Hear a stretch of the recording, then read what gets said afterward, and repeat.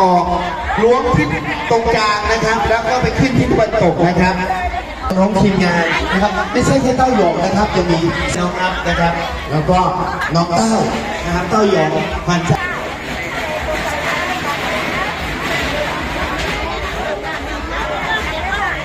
อีกหลายครับผมนี่หมดประเทศนี้ของนี่เป็นเศร้าครับผมพันลมนี่อีกหลายตัวแห้งครับผมต่อให้ดอกแล้วก็ยังไม่หมดนะครับพันลมเหลืออีกเยอะนะครับ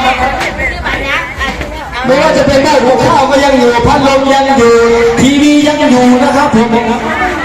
มาซอยกันครับพ่อแม่พี่น้องครับคนละ5 บาทคนละ10 บาทครับผมซอยกันนะครับผม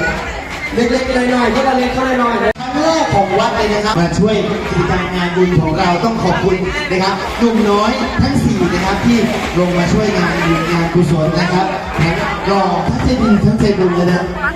ตู้เย็